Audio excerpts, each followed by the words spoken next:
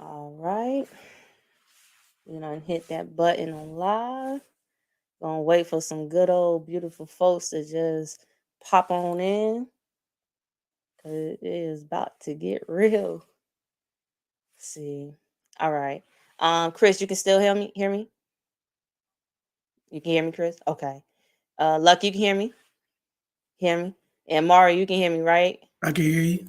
All right, awesome. All right, yeah, we early. So okay, here we go. All right, you guys. So welcome to another Unmute Yourself No Limit podcast show. You guys, we look. This one is about to get real, y'all. This one is about to be real good. Okay, we are talking about streets and religion, and also some of the unfortunate deaths about rappers. Okay, I got my boy Christopher with me.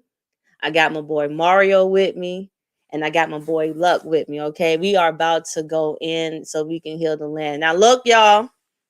This is streets and religion. Now, some words may fly out from time to time, but y'all listen to the message. Okay. Listen to the message. They're going to try their best to, contain themselves, but y'all give them some grace. Okay. All right. To the saints and the ain'ts. All right, so look, y'all already know how we do it. We're gonna start off with our Zumba round, and so Mario, I'm gonna start with you, brother. I'm gonna start with you.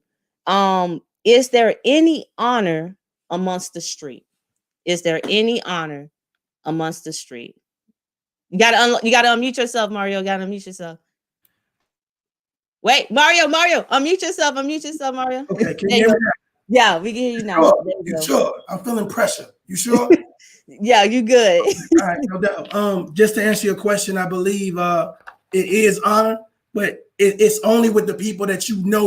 Like you got to have a strong connection or bond. That means y'all really been through something, so that way you can connect. But if it's just some like I just met you type thing or whatever case to be, then I mean, you definitely not going to get the same camaraderie you would get if somebody you grew up with, you've been through something or whatever case may be. That's just my point of view. That's your point of view. Yeah. Okay. Christopher, same thing, same question. I'm trying to unmute you. Is there any honor amongst the street? Any honor amongst the street?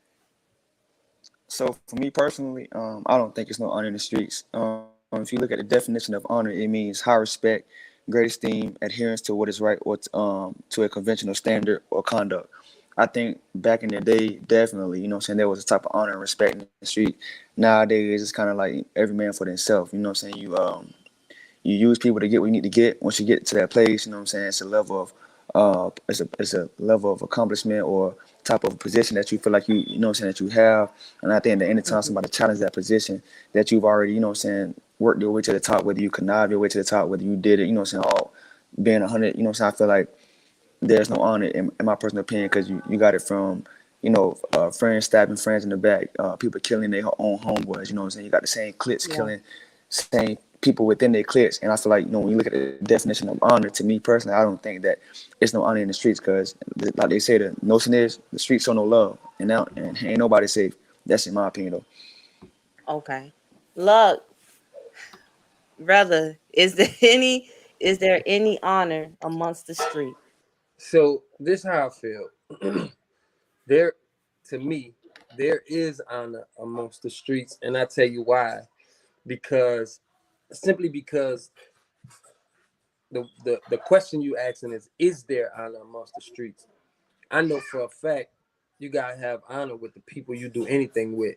And because there's dishonor amongst the streets, and because there's dishonor, because police kill each other when one of them about to snitch, because judges rat on each other, because corporate America does things to try to take each other down. The only difference is they not the streets. What goes on in the streets is you do something, the repercussions are worse.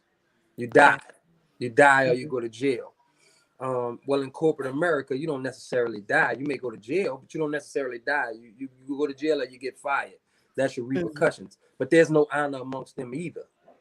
So in saying that, I'm saying the fact that there's no honor amongst them means there's no honor amongst nobody. You got preachers who go out their way, and I'm just using this as an example. You got preachers who go out their way to mess over the congregation. There's no honor amongst that. Some.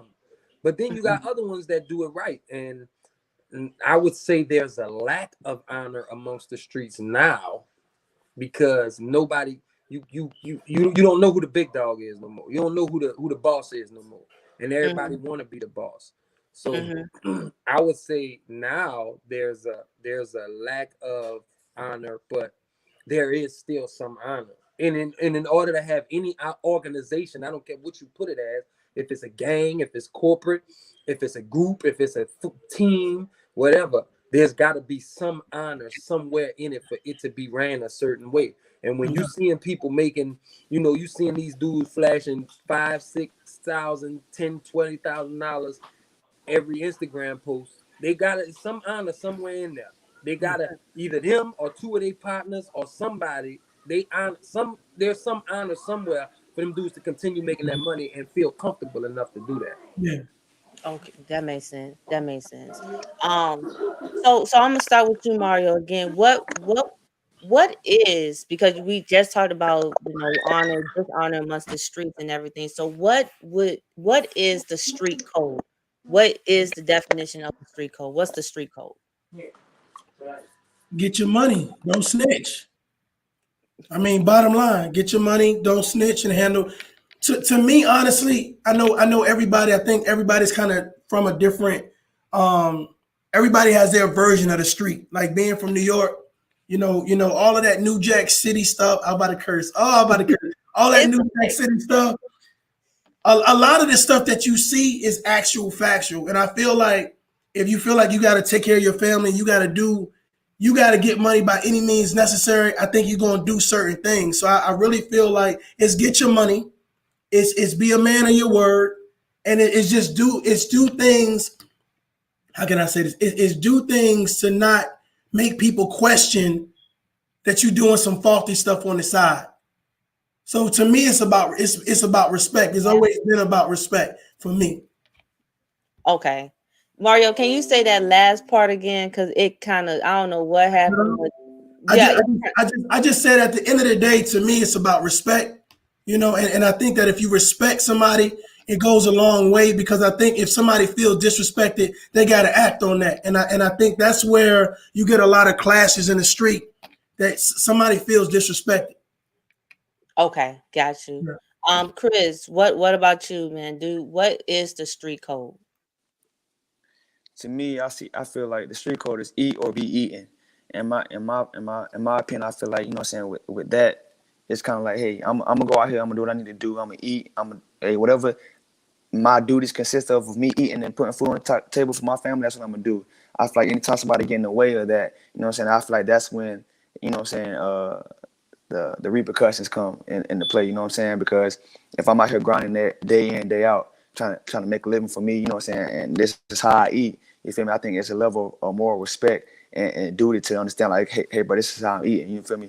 So it's hard not to say the words, but it's hard not to F up somebody's, they meal, that's how I'm eating, and it's for me, not trying to get all biblical, but the Bible says a man that don't work is a man that don't eat. I'm not saying you have to eat that way, but when a man is put in situations to hunt and to put food on the table, and you get into that, that's like putting two lions in the jungle and saying who the biggest and the baddest. If you go eat on the east side of the wing and I go eat on the west side, cool. But if you come on my side, you eat up more food than I'm eating, and that's causing a lack in my house, then now we got a problem. So that's just me, eat or be eaten. I like the like the jungle. Luck, what about you, bro? What is the street code? I think everything is relative. So it just depends on what that's such a broad statement. It's just like a broad question. You know what I'm saying? Like, what's the street code is like a broad question, because I can give you several pieces of a street code. You know what I'm saying? Like that are not code somewhere else, or that are code somewhere else. So in other words, part of the street code is, you don't snitch. You know what I'm saying? But that's just one of the street codes. You know what I'm saying? Where you have a street code to where you do exactly what it is you say you're going to do. And a street code. So my man said, and he's not wrong, but people say, man, you know, the code of the streets is to keep it real. No, I want that in life. I want everybody to keep it real. That's not a street code. Yeah. You know what I'm saying? But it's hard to say, well, you know, the street code is not to fuck over nobody, or not to mess over nobody. I know I'm a split. They just do. It's okay. You trying. You are doing a good job, Luck. The street code is, you know, for people not to mess over nobody else. But, you know, you get situations where it's like, it's so hard to say a specific street code because in the streets, things get so sideways that you go against the code and you still not going against the code. Case in point, it's well-known fact, street code, you don't snitch on nobody. So if I take you out because you snitched, you might be my partner, but I'm going against the code by taking out my partner. But I'm only going against the code because you went against the code first. So once you went against the code don't matter. You see what I'm saying? Yeah. So I think it's relative, and whatever it is, you know what I'm saying? Like it's like rules. It's like the street rules. There's a guideline. There's a list of rules that you do's and don'ts. You work at Walmart, you work at CVS, you work at Tesla, you work anywhere. There's the rules and guidelines. It's the same thing in the streets. It's just unwritten rules, and the codes they change so much. Because I see these dudes now, and they like, you know, man, I see dudes get money for 20 years together and then fall out over a woman. That's part of the street code, but you can't add it in because it has nothing to do with the streets. Got you. But part of the street code is we don't fall out over money. I mean, over women. But you gotta add it in because we not getting no money because of this shit. Yeah. So that's just relevant in this. I mean, it's relative, and it's hard to specifically lock it down to one thing. Okay, so I mean, this is good for me because I this is good information for me because, like you said, it alternates all the time. Mario, do you have anything to piggyback off of that, of what he was saying? Yeah, I mean, I think with the streets, somebody got some feedback going on. Okay, I think with everything that both of these brothers said, I totally agree with it. What I believe that Lucky was saying as well is that there's a hierarchy. Like everybody has certain codes, but if you violate something, there's something that supersedes that code. So again, if it's about going on your word, you know what I'm saying, and you do something foul and I got to take you out as my homeboy or my partner, whatever case may be, the hierarchy is, you know what I'm saying, you disrespected me. You see what I'm saying? Even though we have a bond, a brotherhood, the fact of the matter is I have to do something, you know what I'm saying, for somebody to think I'm weak. So, I mean, it's a hierarchy, you know what I'm saying? And depending on where you live at and how deep you are in the streets and what message you want to send, you know what I'm saying? So I agree with both of them, definitely. No, I understand. Chris, I'm gonna start with you here. Why do you think people get involved or active in the street? I mean, I feel like personally, it's probably the most easiest and the most accessible ways to make money in the grind. I think that society does not make it. They don't have a system set in place for people who don't have the education or the necessary tools or background, if you will, to be able to make a living in life. And I think that whenever you can go outside the streets with a gun or any type of weapon and make some fast money, who wouldn't do it? I think that if anybody had their back against the wall and they had to go to the streets, I don't think that nobody wouldn't go to the streets, especially understanding the money that's out there to be made and the type of opportunities you can make. At the same time, it's also a bit risk because at the same time, you're putting your life on the line to make that grind. And I think for me personally, like it just falls on just us as a people and helping each other out. Because at the end of the day, you know what I'm saying, I think that a lot of people tend to act like crabs. You know what I'm saying? One person about to get to the top and they pull them down. And I think that sometimes family, friends, society, and our past of whether it's criminal history or, you know what I'm saying, lack of education, I think those are the things that hold people back because it doesn't give them a opportunity to be able to advance in life. And I think that the way the system is set up, the government specifically, I think they know that there's a system that takes place, right? Okay, if you stop, if you withhold, prime example, child support, right? I'm not a big fan of child support. I'm on it, but I'll take care of my business.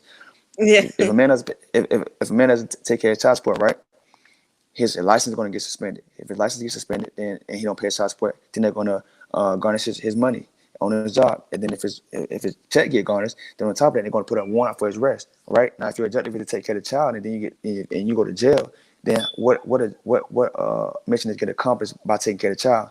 Now that man gets out of jail. Now he has no license. He has no job. He only probably had the money or the opportunity to be able to recover those things because now he's a criminal. And now the only thing that is available to him that is accessible is the streets. Going to sell drugs. Now he got to go get a weapon. You know what I'm saying? Now he got to protect himself. And now he's in a situation where there's nothing but a dead end. You know what I'm saying? And like I said, the streets is they're gonna show you love to get you.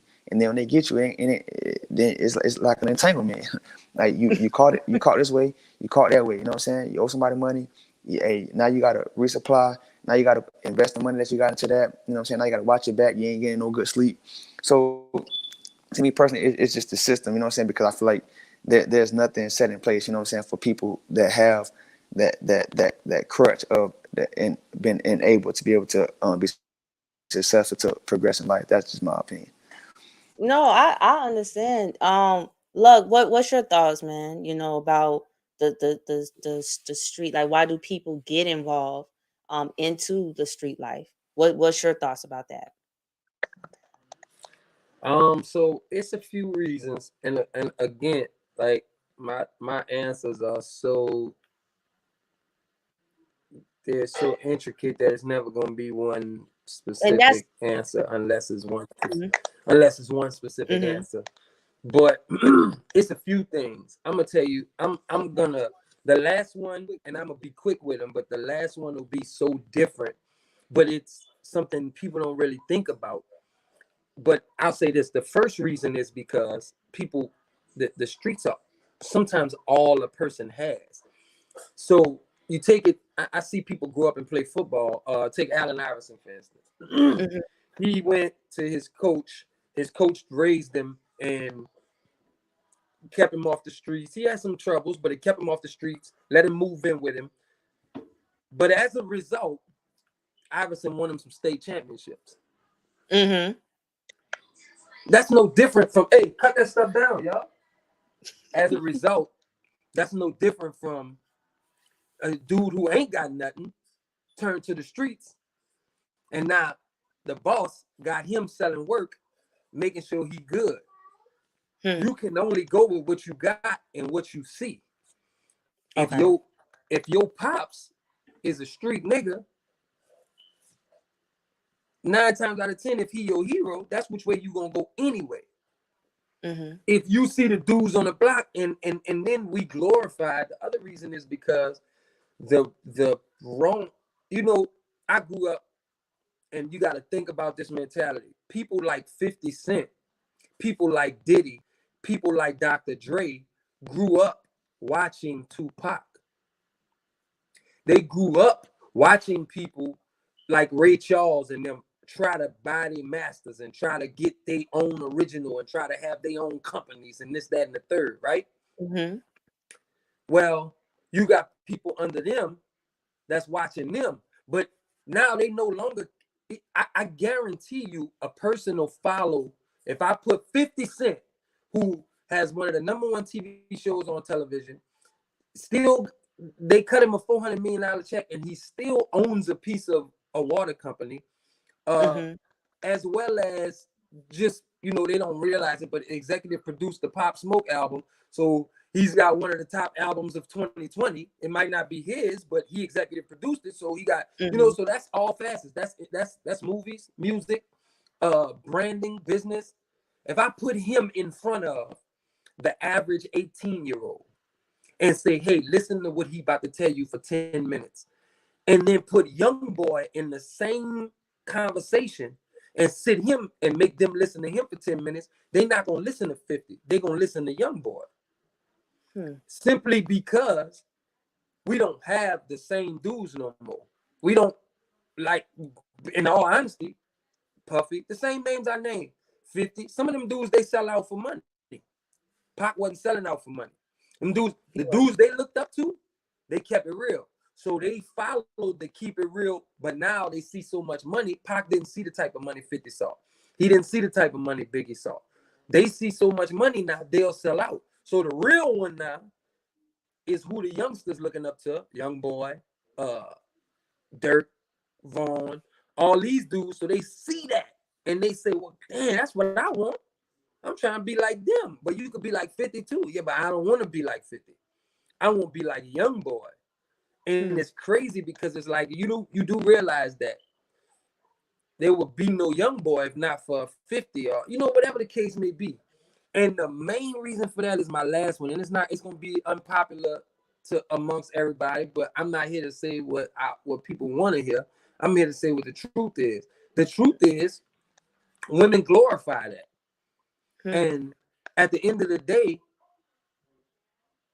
if I see a dude, and I say it all the time, I drive past him, I go to McDonald's and see a dude working and he young, and I'm like, bro, I salute you for no reason. Just because I don't know you and I know how hard it is for you working at McDonald's at 20 years old. You know why? Because they're going to laugh at you. They're going to talk about you. No matter how he look, a chick ain't going, man, she want fool with the dude that got the jury on, that's showing the money, and that's who she fool with. I guarantee you, if chicks say I'm not fooling with no more dudes that sell drugs, that's trash, them niggas would stop selling drugs.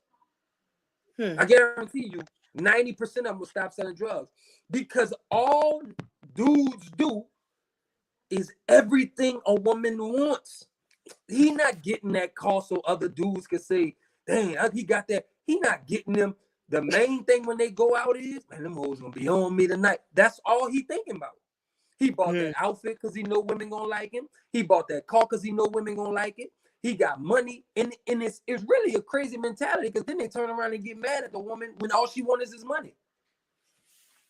But at the end of the day, when you see that and you see, oh damn, she like the deep boy, and she like, well, okay, that's what I'm not trying to be this dude with it. And then when she gets older, now she realized, oh, he been in jail, oh, my baby daddy been in and out of jail, or my baby daddy got shot, or this, that, and the third. And then you got the dude who was working at McDonald's putting himself through college. You don't want him now, or he don't want you now. You know what I'm saying? Because everything is done for a woman, all the way up from the age of, like, even now, I still try to please my mama and let her know I want her to be proud of me. Everything I do, I want her to be proud of me. Everything I do is for my daughter, my girl. When I got a girl, listen, I'm trying to make sure how I look in this. I could look in the mirror and look stupid. If she think it's cute, I'm gonna wear it again. You know what I'm saying? And that's basically the same thing. Like, these dudes, man, the women is praising them type of dudes. And when they praising them, I need a rough now. I need, man, like, I see memes. If he don't hit me, then he ain't real love. Like, even though you joking, why would you even put that? But this is what they praise. You know what I'm saying? So I feel like it's a bunch of different reasons, but I 100% agree with my man who says the system. It's absolutely the system. All three of those things I just said, if not set up, they are set up and controlled by the system for that to happen. I totally agree with you. I seen this I was watching the news one time, and of course, and Mario, I'm gonna start with you because I know you speak highly about these Black Lives Matter issues and stuff that goes on in the street. So I seen one of the videos one time, and the man said it was a study done with some rats, and the family, when you gave them all of the resources that they needed, they were occupying right, they was getting along or whatever. But when you started to take away them resources, even the family started to turn on one another. So I understand why people will put a lot of the blame on the government, because when you don't give the hood or the streets the resources that they need to survive, of course they're going to try to take from each other mouth. However, Mario, my question is this too. You got two guns at the black man head. The one that the brother is pointing at, and then the police. One got to get eliminated. You know, so what's your thoughts on that? You got to unmute yourself. Yeah. I noticed your show, right? And I know you rocking with a certain type of vibe right now. But I feel like I got a caveat on what these two gentlemen just said, because I'm reading the comments too. And I think it's something special happening. And I would be remiss if I didn't say Mario, something. I told y'all keep it real. Y'all go for it. Okay, I'm gonna keep it real. For anybody that feels that someone being attracted to street life, indulging in street life, they're making excuses. I'm going to tell you, because it's her show, I'm a respecter. I'm going to tell you to listen to what I'm about to say. All right, because she already asked me not to turn up. All right, my brother already dropped some bombs for me, so it's all good. But listen, I was the type of young dude that woke up in a house and didn't have food in it. I was the type of dude that the lights got cut off, but still had to go to school the next day. You see what I'm saying? I was the type of dude that didn't have power in the house, and I had to not iron my clothes, but flatten my clothes out on the like under the mattress and lay on it all night, so I'm good. So when you see, back in my day, probably in a lot of our days right here, you know what I'm saying? I think Christopher might be a little younger than me, you know what I'm saying? But the fact of the matter is, Hollywood for me was different than Hollywood for folks today. Hollywood was for me was a dude that had everything. You see what I'm saying? He had stuff in the refrigerator. He had the power on. He had the money. He had the girls. He had the respect and the clout. So my thing about it is, somebody said, well, people making excuses, they can go sell candles. Well, how many candles do I need to sell to pay rent? How many candles do I need to sell to pay for a dentist visit? So you're looking for a fast way to make money that is not given to you. And even with the government, there are certain stipulations on that. And then everybody think that the government is just automatically saying, here you go, here you go, here you go. First of all, I'm going to give you some food stamps that you either got to sell, like Luck was saying. Hollywood is different. You got social media. Everybody wants to be the big time person. Everybody's seeing something and saying, yo, I really want to be, the big dog on campus. You know what I'm saying? So I feel like people are taking it, not taking into consideration that there are some people out there that don't have access to certain things. If you're born into a generational dysfunction, your mom's on drugs, your dad in and out of jail, your uncle's back and forth in court, or they're not around. So everybody that comes to your house is that they're in need of something. They either drug dealers, on drugs, alcohol, in and out of jail. You're not going to get a lot of positivity out there. So for those brothers who escape that, like myself, I believe like Christopher, the fact of the matter is, like, look, I believe that you have to make a decision to move forward. You have to make a decision to say, this ain't the life that I want. I don't want to have to go worry about my re-up because I got a child now. I got a daughter now, so I got to think bigger. But I'm telling you, it's people out there, regardless if you know it or not, they don't have a way out. They don't have a way to figure it out. So it takes conversations like this to provide solutions. My bad. I felt like I needed to say that. My bad. No. And then I want to say something. Ahead, I want to say something as well. So just piggybacking off what Mario said, I agree. I just want to add my touch on it, right? Because I read the comment as well. So I didn't see anything wrong with the comment per se. I think that the position of what they're saying it from and the position where we're saying it from is not parallel. So I'm gonna help it so it can intersect. So what Mario was saying, and like the person who commented, they're saying, why not use that hustle to uh, invest into like making cakes or doing this or finding your craft and investing the time in that. Reason being, it's kind of like going to school, right? You may go to a public school. I may go to a private school. We both may get a high school diploma, but because of the opportunities and the relations and networks that one school has than the other, we might not be able to go to the same college. Yeah, we may go to the same college. You may go to FAMU, but I may go to Harvard. At the end of the day, the road, the travel may be a little rougher than the other person. And sometimes as an African American man, the question was, why do people go to the streets? Because it's easier. And I'm not saying that that's the right thing to do, because if everything was, that notion that people say, if everything was so easy, everybody would be doing it. Pretty much a lot of people are going to the streets because it's something easy to do. It's quick money. It's fast money.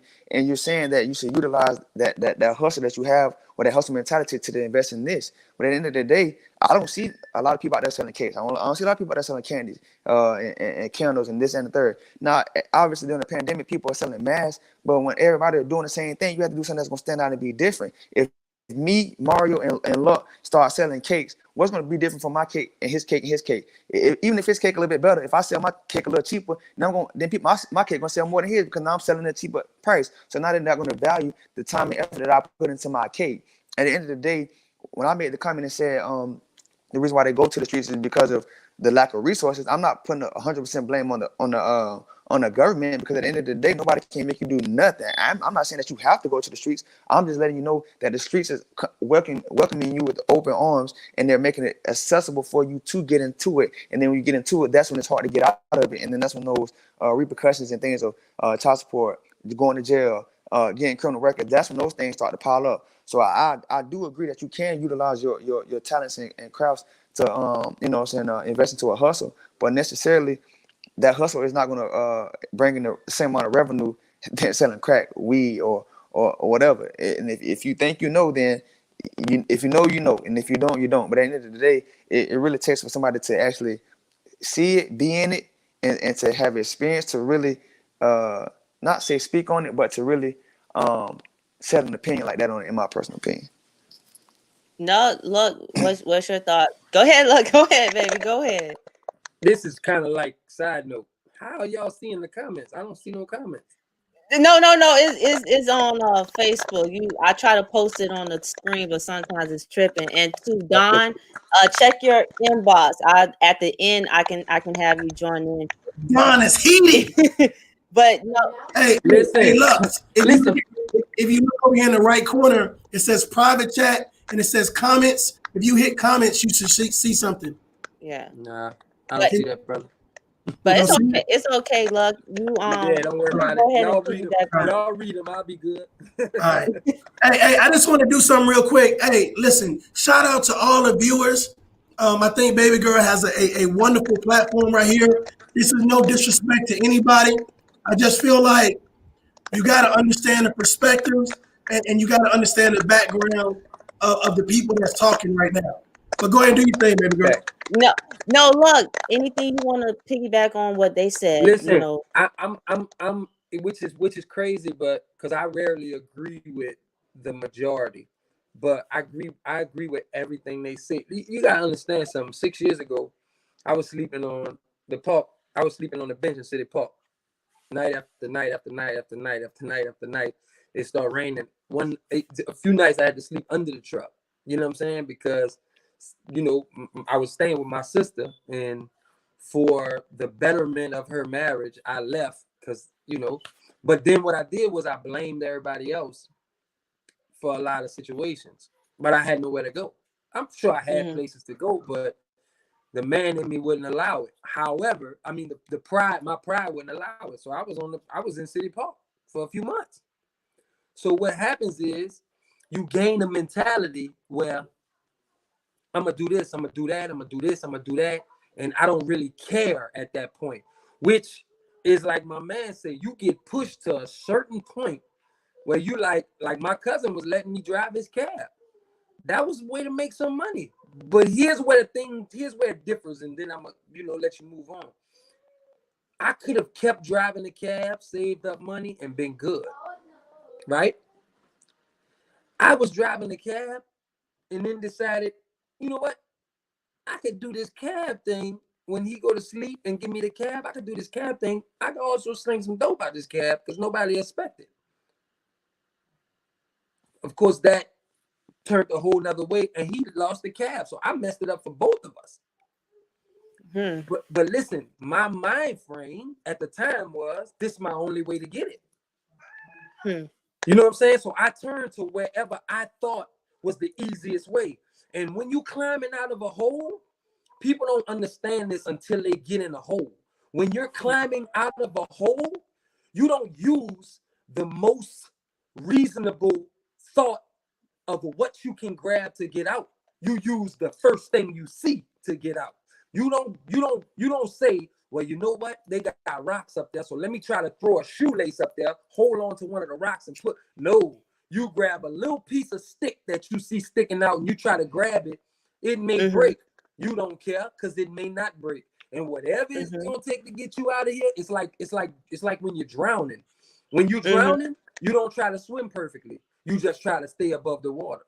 You just kick him. You kick you whatever I'm hitting and whatever you grab. It could be. Listen, they were shooting one day. We jumped over the gate. The gate had barbed wires. We didn't feel the barbed wires until an hour and a half later.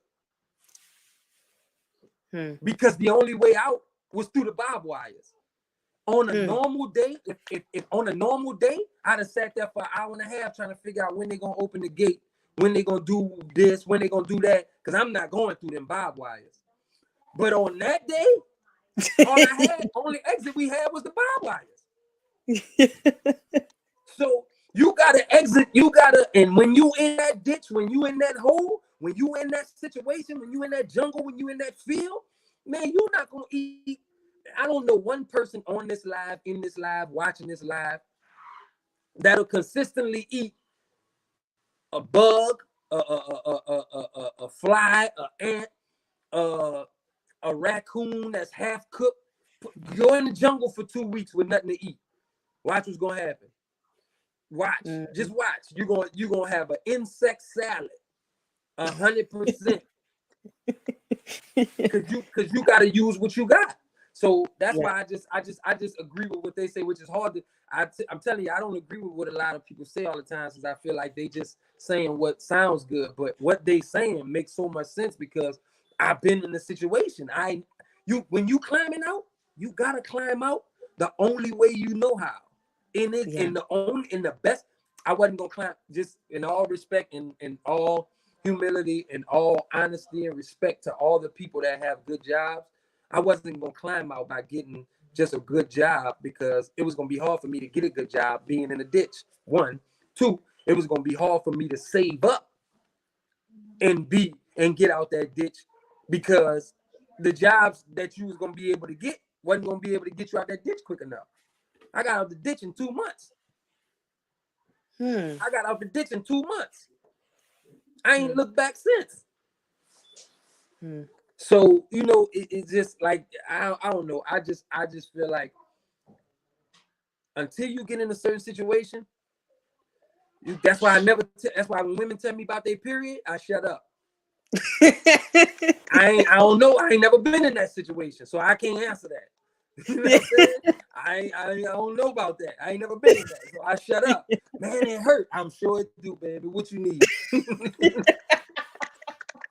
Look. I tell you right now, women right now, man, we if we had a chance, and God give us the opportunity, we all want to just hit Eve just one good time. Just one good time. If we can hit Eve, we will hit her one good time. But no, Mario, I think I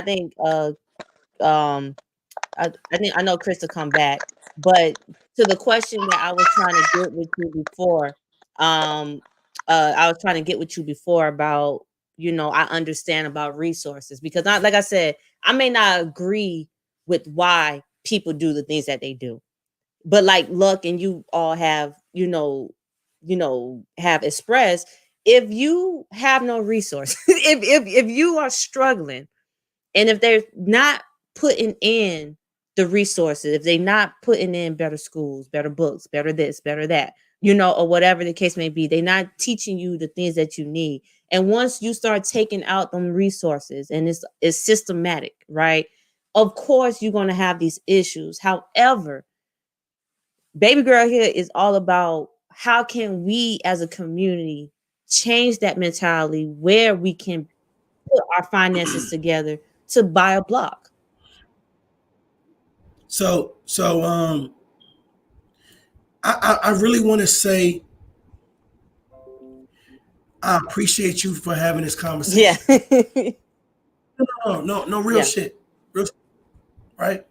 I appreciate you for assembling men that have something to say.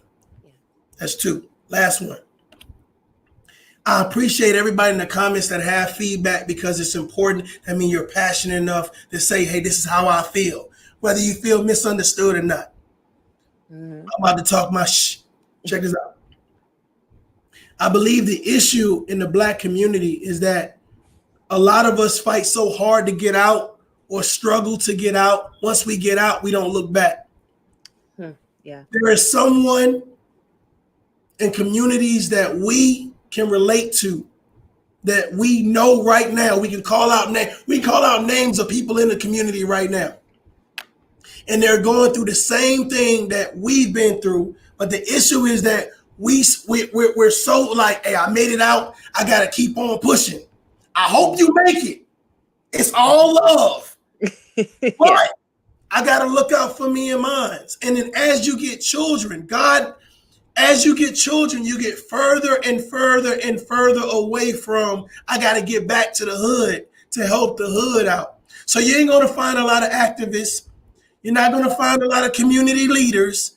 You're going to find a lot of people that hope things get better, that hope the government gets it right, that hope whoever run for mayor or whoever run for Congress, or whoever run for a senator seat, they get it right and say, you know what, I got to go back and correct this systematic racism, correct this mass incarceration, correct fathers not being in the home, correct not just jumping on Section 8, but actually, hey, working for a certain, cause and a factor.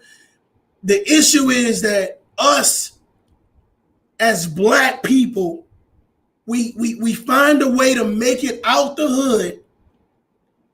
And even though we want to help, even though we know that, there's some things going on, we never make it back for a lot of us because we're so busy on our daily functions trying to say, I hope my family makes it. You know what I'm saying? So I get everything you're saying. The thing about it is it's not a lot of Black people. Like you say, like my man said with 50 Cent, he can buy a city. Yeah, I know. I know. The issue is it's not a lot of Black people like Jay-Z, Meek Mills, all these people that. It's okay, Mark. How many Bugattis you need, bro? Like, seriously. I can go clean up this community, right? Instead of gentrification, I can do some rentification, if that's a word. And go in here and say, listen, I'm going to put people in real houses. I'm going to put real communities up, real schools, real churches, real stores. And I'm going to provide a community center that actually teaches anybody. I will make it a goal to not have no homeless people in my city. There are no campaigns like that. Can you imagine if Beyonce and Jay-Z say, Jay-Z covers New York, Beyonce covers Houston, or collectively they say, I'm going to cover Texas. Can you imagine if this couple say, there's not going to be one homeless person in the states that I'm from? What type of campaign that would be? But that's not happening because people wish you well. They hope you make it. Bro, I'm going to get off my house. Do your thing. No. Mario, I want you to understand. You know me. You know on the show. My thing is, as a community, what is the solution? Because I'm big on solution, and I feel you on that. How many mansions do you need? How many breast implants do you need? Like, you know what I'm saying? Like, what, like the money that we put our invest our time in and our money in. It's like, why can't you go back and invest in the hoods? And then on top of that, when you do get the money, you don't even do right with the money all the time. So it's like, at some point, I know we got to turn the mirror to ourselves when it comes down to these celebrities, because y'all have the money. Y'all have the money. I'm like, why did we stop wearing FUBU and baby fat and all these different things? That was hot.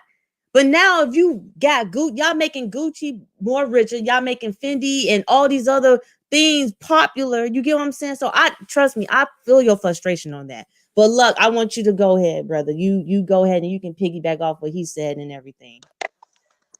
First off, let me say this about Mario. First off, let me say this. Shout out to you for putting this on. This is dope. But let me say this about this dude. I got mad respect for him. Just the way he talked. You know what I'm saying? The things that he's saying it's refreshing to talk to someone that's is a lot. I talk to a few people that feel the way I feel, but they're not as passionate. I can see him holding back what he want to say, and that's why I'm on this end. Like, turn up, nigga, get it out. Like, you know what I'm saying? Because here's the thing: we do that so much that he doesn't even realize that that's him turning up, and his passion could be the one thing that turns the next person up. So when he turns down a little bit, they may turn away. Mm-hmm. But so, and I look at it like this. It's this simple to me. And I know everybody's going to say it's not that easy. It's not that simple. Yes, it is. Everything is involving numbers. I don't care what it is. Everything in this world involves numbers. I don't care what it is. This cup involves numbers. I know I can't put a certain amount of drink because it's going to overflow. Why? Because it's a certain amount of ounces, and the cup holds a certain, and that drink is a certain amount of whatever. It's all ounces. It's all numbers, weight, everything. So when you look back, and I'm gonna answer, this is a two-part, obviously. When you go backwards, right? See if you have a computer and your computer gets a virus, right? You never get mad at the computer. You get mad at the virus. So you got spam popping up every 20 minutes. Yeah. You say, God damn, this pop-up or whatever it is. I downloaded that app and now I got pop-ups. You don't get mad at the computer, you get mad at the virus, right? Yeah. So if I take my flash drive out of your computer and put it in mine, right? Now my computer has the same virus, right? I'm not gonna get mad at my computer. I'm gonna get mad at you and your computer for giving me my computer that virus. Yeah. Right? Black people are computers. We have had a virus planted in us for 400 years. And it's passed down from computer to computer to computer to computer. Wow. You understand what I'm saying? And what we do the first thing that we shouldn't do. We get mad at I can't get mad at a 15-year-old who, even though I should, I can't get mad at a 15-year-old out here robbing and all of that. I can get mad at him. I'm supposed to get mad at him because he know better. But in retrospect, I can't fully get mad at this dude because this is what he knows. This is what he's been seeing for the past 15 years. Everything he sees on TV, music, magazines, his partners, his daddy or lack thereof, the big homie in the hood, all of them, everybody sees is the past computers and the past programs that have been put in his system. He's 15. Wow. He's 15. He's been programmed. You understand what I'm saying? He's programmed with a virus that dates all the way back to the Willie Lynch syndrome. He's been programmed. So now you took that flash drive out of his daddy or his big homie and put it in him. You took that out of the one before his big homie and put it in him. Then you got to go all the way back to realize, let me tell you what needs to happen. Because listen, just like slavery, now I'm going to go back a little bit and then I'm going to go way forward. You go all the way back to slavery, right? It was the same virus. You get here, when you born, you do what this white man say. Slavery. When you born, you do what this white man say. Now I got to tell my child when he born, do what this white man say or he going to die. So now that program is in the next one. When his child is born, he put that same program in him. When the next one is born, you put that same program in him. At some point, you know how you get rid of that shit? You got to control, alt, delete. You got to shut down and do a total reboot of the computer. You know how you do that? You do like Nat Turner in them. You know what? This about to go all the way against the grain. I'm about to mess everything up. But I need 20 of y'all. We about to go kill a bunch of white people. Now, I'm not saying go kill a bunch of white people. Don't get me wrong. That's not what I'm saying. But what I'm saying is Nat Turner was that computer who said, you know what? Just hit reboot. I'm about to be totally different. Lucky. Bro, listen, you about to shut the internet down. I'm gonna go ahead and log you off right now. No, but listen, what I'm saying is Nat Turner was that, and not just him, but all the Django's and all them type of people, like the real Django and all those people who, man, listen, I'm going against the grain. But now, to go against the grain, see, this is what people don't understand. And now let me go forward. Martin Luther King, James Baldwin, Malcolm X, I could go on and on. These people died broke. You know why they died broke? Because what they stood for meant more than what they made. You understand what I'm saying? The reason, and I listen, I commend this brother more than anything in the world off the court, but I just feel like there's a lot more. LeBron, I commend him off the court. But do you understand that when George Floyd killed, that's crazy that I remember George Floyd's name, but not his. I can't think of the one with the hoodie. I can't think of his name. Trayvon Martin. Trayvon Martin. Do you understand when he killed him, how long it took to get this man arrested?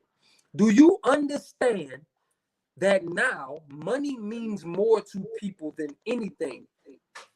LeBron, D-Wade, and Chris Bosh, just those three, I'm not talking about nobody else, was playing for Miami. Just those three could have said, hey, bro, tell him we're not playing tonight. And we're not playing till he get arrested. And I want to be traded because I don't want to play ball in Florida no more. I don't want to play ball in Florida no more until something changes. They're not gonna do that because they're not Muhammad Ali. They're not gonna stand up. They're not gonna stand up and say, I don't care how much money I'm losing. I'm not doing this.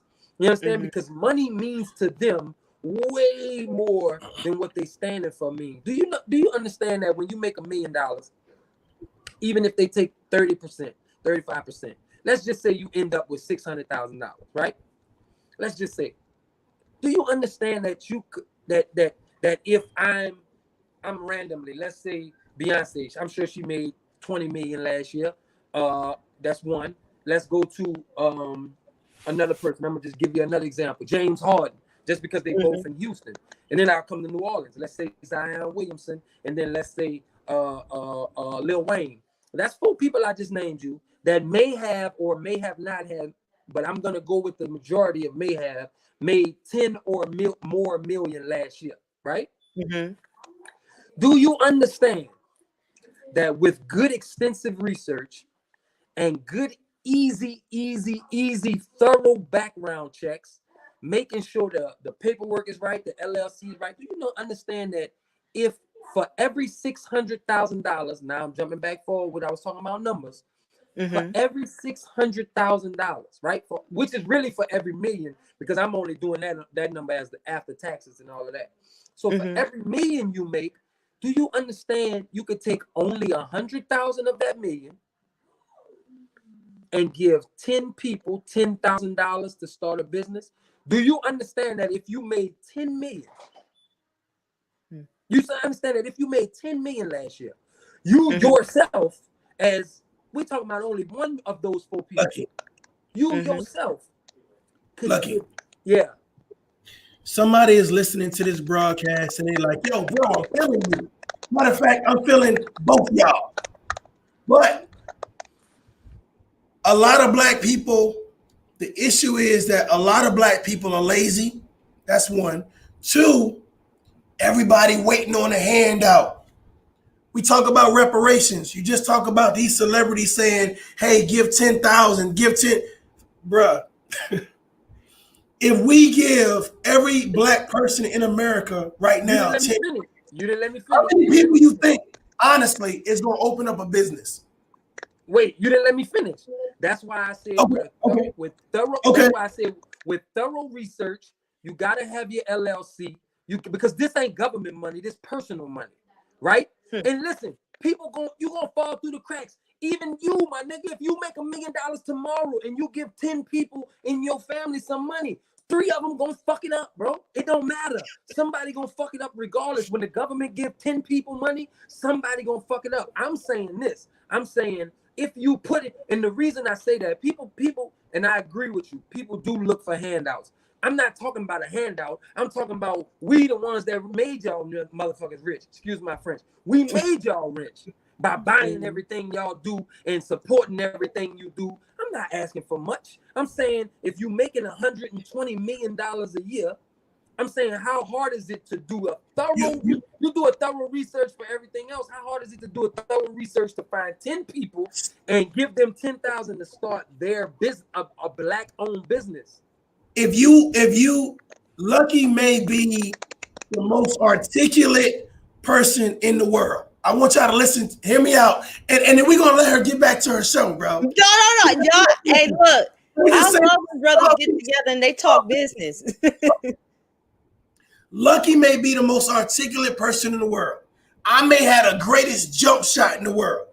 The issue is this: if I have a talent, a God-given talent, and I now am in a position where I make a lot of money, who is Lucky to tell me what I should be doing with my money? And this is how a lot of people see this. They say, you guys should not tell celebrities or hope that celebrities come back and do anything. That's your problem. A lot of people look at these situations like this. So I rarely talk about celebrities until they decide, when the George Floyd, the Trayvon Martin, the Sandra Bland, they want to come back and be fronting the camera. When you do that, I feel like you should be putting your money where your mouth is, because you're in a position to. The fact of the matter is that I feel like if we have a lot of money, we should do something to set up generational wealth. So I'm not going to directly give you 10 grand and you ain't never had 10 grand cash or whatever before, because I know what you're going to do, because you're not trained to have money. You're not going to invest. You're not going to buy property. What you're going to do is you're going to turn up. You're going to do some other crazy stuff, and now I'm going to be looking at you crazy. And I understand that, because that's what's being promoted around you. What I'm going to do is try to put money into something where it will teach you how to multiply this money, or give you a skill set, or when you graduate this course that's free, now you have an LLC at the end of the course, and you know how to go into producing products and services. I'm done. No, this was awesome, because Street dudes are good business people. I'm about to give it back to her too, but I totally agree. I agree. But what I'm saying is, what you're saying is basically what I'm saying. What you're saying is, all you've done just now was you've went back and done your research, and you've done this and you've done that, and you've made sure that the 10,000 you given to certain people is a beneficial 10,000. You get what I'm saying? You're not you saying I'm giving you 10,000 to go to school, or I'm paying for this education, and once you get an LLC, I'll give you $4,000, whatever the case it may be. But at least they're doing something. And I'm not saying we tell celebrities, hey, bro, listen, you need to do this, you need to do that. No, But one thing I can tell you is it ain't gonna be no control alt and reboot if we don't get some of them motherfuckers who people listening to stop and make people change, because that's who they listening to. And if the program, if they're being still programmed by them, then those people need to be a part of the change. And they not, I don't see 90% of them doing nothing enough, like not even like you said, let me find 10 kids and pay for their scholarships, because Lucky may be the most articulate and he may be the smartest and he can't tell you what to do with your money. However, he bought 5 of your jerseys, he bought 10 pair of your shoes. So you need to figure out, what can I do to help the Luckies so that when my child grow up, or when this happened, or when that happened, I can be a part of the, and it's easy for people to brush off. It's like you say, don't come back to the hood. It's easy for people to brush off the people that's beneath them, when the people that's beneath them, that's like me and everybody in my community took our hands and put it under Lil Wayne and lifted him up, right? But the moment he got up there, he never looked back down. Now, everybody can say, well, damn, you're going to tell him what to do with his money. I'm not telling him to do with his money. What I'm telling them to do is look back down here. He going to see a few of us waving our hands and climbing the wall. And he should say, then, I see him really trying to get up here. And I'm not talking about just monetarily. I'm talking about in general. That's why I use the money saying, just giving numbers. I just wanted to give numbers of how many people they could really, really, really help if they wanted to just really, really help, bro. Like, the numbers are simple. And I say that because I can't tell you what to do with your money, but I can tell you that a $80,000 watch would probably serve 8 of your partners, to give 8 of your partners their own business, in my mind, as opposed to $80,000 watch. That's just my opinion. Now, granted, you might say, man, let him buy what he want, but he better not get on his TV complaining about black on black crime then. He better not get on this TV complaining about nothing else, because if he's not going to be a part of the solution, I don't want to hear him talk about the problem. And that's my point. No, I'm not saying you should put your money. I'm not saying what you should or shouldn't spend your money on. But don't get on here talking about some, man, we got to come together and we got to do this and we got to do that. Nigga, what you doing? Nigga, we in the trenches. Nigga, what you doing? That's how I feel. No, I love this. Big bro Mario, I love you guys. I really do. So, but one of the ladies that was on here, one of the ladies that were commenting, Dawn, she wanted to, before we get to like wrapping it up with the rappers and all those different things, because I know you guys have input on that. On Unmute Yourself, everybody is welcome to do it respectfully and to actually have a dialogue. So I know that she didn't want her comment to be looked as negative. So I'm just going to add her for this moment so she can explain herself, and then y'all can talk to her. Hold on. Hello, Dawn. Hey, thank you for having me on. No problem, love. Hey, I want you, welcome to Unmute Yourself. That's my Dawn. That is my Dawn. Yes, Don BGK. I am the one and the only. I have my camera off because I'm actually getting my hair braided right now, so I'm not gonna let y'all see me like that. No, we ain't gonna do that. Let us see them braids. Go ahead and explain yourself, Don. Okay, so this is where I think I was being misunderstood in what I was saying. And Mario already knows we host a podcast. And so the comments come in differently how you view it on that end than how we view it on our end. And so there was a comment, and I'm going to hop back and forth a little bit, but you'll catch me. There was a comment that I was replying to that I think was taken differently. But the question that I was asked in the comments was, well, what about a guy that's working minimum wage? And that's when we was talking about the whole dope dealing thing. And my reply to him was, well, then you can get a side business, such as people selling t-shirts out here, selling candles, whatever the case may be. And what I'm trying to explain is, it's no different than a woman, for instance, selling pussy, okay? Yeah. To go out here and make ends meet. But yet men will judge a woman, even though she's doing the same thing that he's claiming to do by selling dope, making his ends meet, right? Surviving out here in these streets, right? I'm just saying, think higher level. That's cool at some point. We all have been young and thought these ways. But at some point, we have to take responsibility and start thinking at a higher level and realizing fast money is not always good money.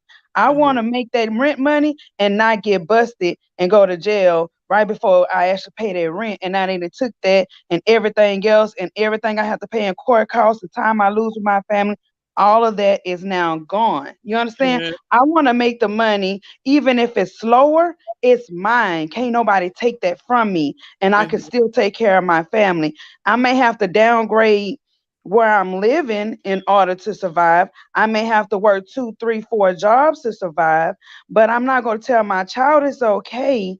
You know what I'm saying? But I'm not saying that no one's telling their child it's okay. What I'm saying is that when we're on this platform, we have to also remember teaching them how to think on an elevated level of other ways, other alternatives that's out here. Because just like when he said, what's the difference if I sell cake and he sell cake? What's the difference Mm-hmm. between our cake? Well, what's the difference if you got 4, 5 dope boys on one corner? What's the difference between your crack? But they do it. They all are staying on the same corner. Your hustle don't have to be my hustle. All I'm saying is get a business mind to go out here and make that money because can't nobody take that from you, Mm-hmm. no matter what. Go ahead, I see you. Go ahead. Go ahead. Go ahead, Luck. I'm gonna say this just to answer the sister. I think the question that was posed to us, we answered it the way we answered it because we were answering it based off of why they do the things they do, not necessarily that they should do what they do. But I can tell you this, I'm not sure if you have or you haven't, but if you haven't eaten, I get what you're saying about, I'm gonna do this. I'm just not gonna be risking to go to jail or risking to get killed and do this and make that rent money. I can tell you firsthand, if you ain't eat nothing in 3 weeks, if all you drinking is liquid in 3 weeks, and you ain't really eating nothing except for you gotta call people and figure out the tiny scraps, you'll eat what you allergic to.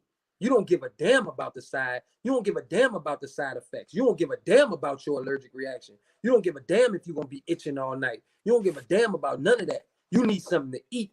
You need something in your system. And that's, you got to understand what you said was absolutely correct. No, I don't want to make the rent but have to risk going to prison. But I need to make the rent first before I think about all that other stuff. Because it's either this, take a chance and do this, or be put out. And that's just in the sense, stop, don't let her get in there. That's just in the sense of that, that little analogy you used. But I'm telling you from firsthand expense, it's easy. I can't sit here and tell people, because I'd be lying if I sat here and tell people, hey man, listen, it's gonna be easy for you to save up to get a minimum wage job and save your money up. First off, because if you really want the honesty, you start. I sold out all of my clothes, so I'm an exception to one of the rules. But you know how hard it is for a nigga to get clothes and get niggas to buy them? Because a nigga will sell his shirt for $20, and I'm just talking about niggas. A sell his shirt for $20. Ain't nobody gonna buy it. They'll buy another one for $40. You know why? Because they don't want to buy his. So it's easy to say, man, don't do this, save your money up, save it. Yeah, you could do that, but you gotta understand that the system is made for you who look like me to struggle. It's made for you to struggle. There's a few people who make it above ground, and I can tell you firsthand, I wouldn't be here if I worked the system and got a regular job. I wouldn't be able to tell my children, my nieces and nephews, they could come whenever. Nobody got to send no money. I take care of everybody, everybody get what they want. I got watches laying around because I don't really care. I wouldn't be there if, granted, I'm not even gonna show it, but I got a check stub right here because now I'm on the right path. I would have never got to the right path had I not chose. You know what I'm saying? Like it's like yeah. At some point I had to take medicine and I had to learn that my stomach had to stop hurting and all that. But at some point I had to eat some shit I was allergic to and risk whatever was gonna come. And that's what I had to do. So I'm not saying we telling people, oh, do this because you not no other way out, or do that. Because I'm not telling nobody that. But what I am telling people is this is why certain people do the things they do. And I'm telling you for a fact, if you have never been, that's why I say nobody, I can't tell you. That's like me telling you on your third day of your, and I hate to use it again, but I'm just being honest. I can't tell you on your third day of your period, damn, just chill out, woman. Dang, you tripping. You gotta chill out, relax, because you know what, you're gonna look at me and say, nigga, you ain't never had these. You don't know how they feel. I don't. So when somebody turn around and tell me, man, it was another way you could have did that, nigga, you wasn't in my position. You don't know what I could have did. Nigga, I did the best I could do for my child. I had to humbly beg my sister every time my child came in town, hey, can we come stay by you for a few days? Because I don't want her out here in the streets with me. Yeah, cool. All right, cool. I locked my keys in my car. I had to sleep under my car because it was raining. You can't tell a person sleeping under their car with nowhere to wash their clothes without begging somebody, hey, let me wash your clothes, without feeling like less than a man. You can't sit and look them in their face and say, hey, you should go apply at Best Buy. You know they hiring, huh? Man, fuck Best Buy. That's how I felt. Okay, can I respond? Best Buy was gonna give me 2 weeks of work, and then I was gonna get paid, and then I was only gonna get paid for 2 days. 2 days of work. You see what I'm saying? So it's easy for me to say, you know, your menstrual cramps, stop, is quote unquote, nobody go crazy when I say this. I'm just being honest and saying what I say. It's easy for me to say, oh, stop being a bitch. It don't hurt that bad when you got menstrual cramps, because I ain't never had them. That's easy for me to say that. Until which is never, I get them, I can't tell you how they feel, or I can't tell you how to react when you get them. I can't tell somebody, hey, bro, you allergic to chicken? Yeah, but just try a piece, dog. Shit tastes good. What? Yeah. No, you can't good. do that. No, you good. No, Don, you can reply because we about to wrap it up real soon. But I just wanted to let you in so you can, you know, express yourself, because I know you didn't want your comment to come out looking bad or anything. What's your name? Wild Luck, I think it is, right? Luck, you just call me Luck. Okay, look. So I hear you loud and clear, and I think what you're misunderstanding for me, in my opinion, is the perception that I don't understand your role. I know you don't know me from a hill of beans, but I am very open about myself. Okay, so let me tell you something about me, because I understand it's just like going to a marriage counselor who's never been married before, so you feel like that person can't truly understand, right? But let me tell you about me. My dad died when I was 4 years old. My mom remarried a man that used to beat and rape us all the motherfucking time. I'm married. Wait, Don, can you not try to cut, sis? I'm sorry. I'm sorry. On my podcast, we talk like that. I apologize. I'll refrain. No, you're okay. But I didn't have no easy life. When you tell me about being able to, not being able to eat for 3 weeks, been there, done that. I remarried real quick just to get out that house and walked into a worse situation. Had 4 children, lost 3. You understand what I'm saying? I have been out here, sold check stubs. I have been out here stripping. I have been out here and I have done a lot of things in my life. That's the reason why I say I'm not knocking what you do or how you have thought at a younger age. However, all I'm stressing is that at some point, we have to change our way of thinking, because you go keep going in a circle if we keep doing the same things. So all I'm trying to express is a higher way of thinking, a higher way to achieve those same goals. It's not always going to be easy, but what I earn can't nobody take from me. I'm not going to be laying up in a jail cell away from my kids, letting these white folks have even more of a hold on my life. I'm not going to give them even more and make their job of tearing down a Black community even easier for them, because I'm handing it to them. What I'm saying is that anything worth having is worth sacrificing for. And I have been down those same roads like you talking about, sleeping up under the cars. Baby, I have been there. I didn't have my crying nights wondering how I'm going to feed my kids. I didn't have them nights wondering how I'm going to keep a roof over their head. I didn't have plenty of weeks of not eating just to make sure my kids had something in their stomach. And I didn't care. I'm sorry, it's for the curse again. But I didn't care. You understand? As long as my kids had, that's all that mattered to me. And I still do it to this day. It's nothing that I want to do for my kids. And that includes selling dope. You understand? So it's not a judgment thing. All I'm trying to do is inspire our black people to push to go to a higher level. And I know that it takes money to make money. So it's just like a stripper going in a strip club talking about, oh, I'm only doing this to pay for college. Well, then at least have a goal, have an end game, have a plan of what you planning on doing. Don't let this be an excuse or let this be where you gonna be for the rest of your life. Is all I'm saying. Have an end game or somewhere that you trying to go with this, and let's not make it seem as if it's okay to the ones that's looking up, because everybody that sell dope don't do it because they have to. Everybody not out here on these streets selling dope because they trying to eat. Some of them think it's cool and they looking at the next person that's making it look cool and they want what they got and they want to live how they live it, and they don't know the story, the struggles and stuff that's behind it. They don't know how bad that person that they looking at really want to be out of that. And the first chance they get, they getting up out of that. They don't know that. So I'm just saying, let's not No. glorify you. And I'm not saying you glorifying. This may not be the right word, but all I'm saying is let's push it to a higher way of thinking. So first of all, I appreciate you definitely calling in, making sure that people understand your viewpoint. Uh, that shows a lot about your character. I definitely appreciate that. Me But too. let me address something real quick because I want her to get to the rest. She got some questions and I think they're important and people need to hear. And I also want y'all to share this, okay? But let me just say this: it's gonna be less than a minute.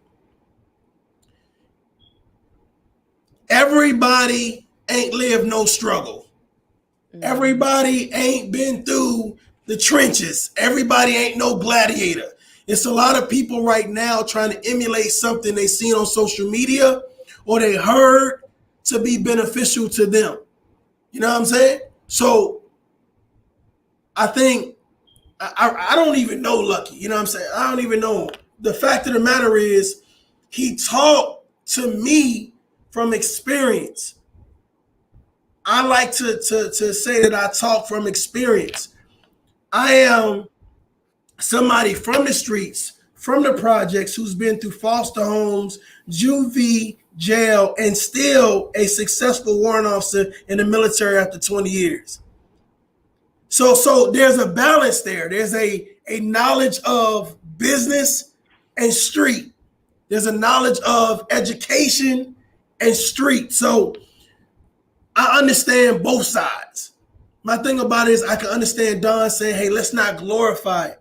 I think it's a clear distinction between if you have no other way. When I'm coming through, internet wasn't big. That mean I didn't. First of all, I had no goddamn computer.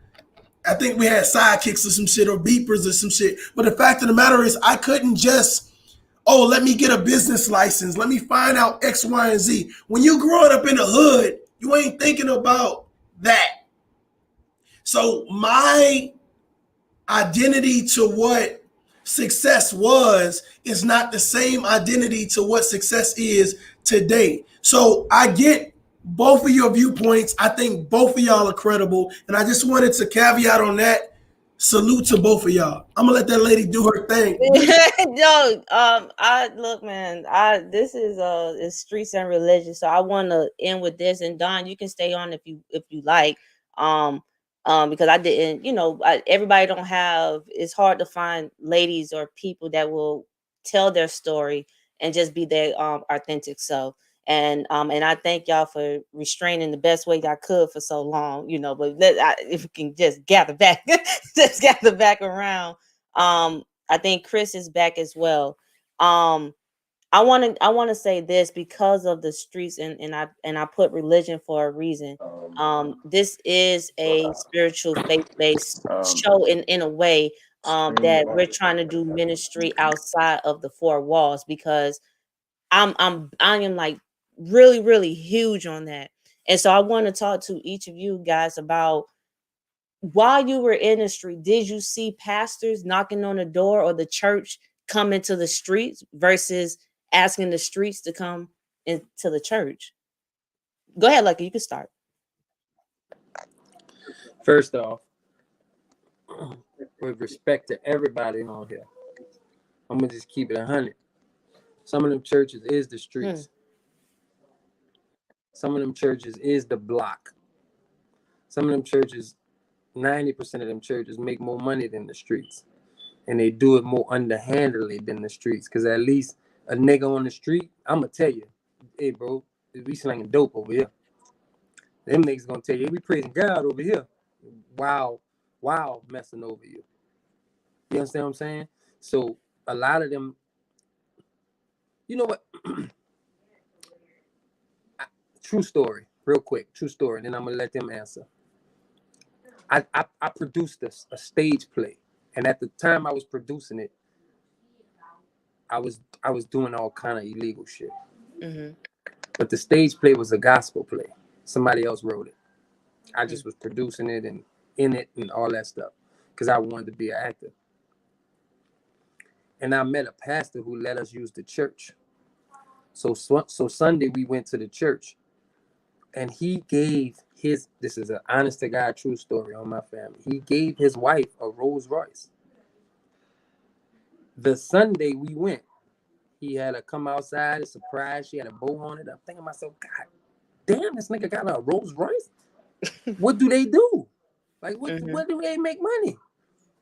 So later that week, we would practice in the church every Monday, Wednesday, and Friday, right? So later that week, I see him walking up the halls, and I said, damn, I like them cufflinks, right? And he was like, you want them? And I'm like, yeah, give them to me. And he was like, yeah. And I was like, damn, that's what's up. I was like, nah, I don't want them because I ain't on the suit. So I'm like, what am I gonna do with them? They was just nice cufflinks. Yeah. So the person that I was at that time thought to myself, what he told me was, and I gotta say this before I make it make sense. He said, yeah, the Lord brought you here, and the Lord made you, ask me for that, and the Lord might want me to give you these cufflinks, blah blah blah blah blah, yada yada yada. I said, okay, cool. And he would have conversations about how when he talked to the Lord say this and the Lord say that. So, about a week and a half, 2 weeks later, first off, I had already talked to my pa, and my pa said, yeah, I know that nigga, because my pa was a street nigga, just happened to turn corporate. My pa said, yeah, I know that nigga. We used to run hoes together. This is what my pa told me. A few weeks later down the line, I go back to him. I say, hey, let me holler at you. He said, what's up, brother? I said, I need like $5,500. He was like, huh? I said, God told me to ask you for $5,500. And he was like, haha, and he started laughing. I said, what's funny? I said, you was about to give me the cufflinks, and you said God sent me to you for the cufflinks. He was like, so God told you. I said, so you talk to him, but I can't? Like, so he talked to you, but he don't talk to me? Now, God ain't tell me to ask this man for no $5,500. But he wasn't even willing to see if I was, he didn't look any further, deeper. It was like when I told him God talked to me, he ain't talked to me. Which leads me to believe, do you even believe he talked to anybody? Because how you know he ain't tell me to ask you for this $5,500? Or why you didn't say, man, I ain't got it, but I can help you get it? None of that. He just overlooked all of that.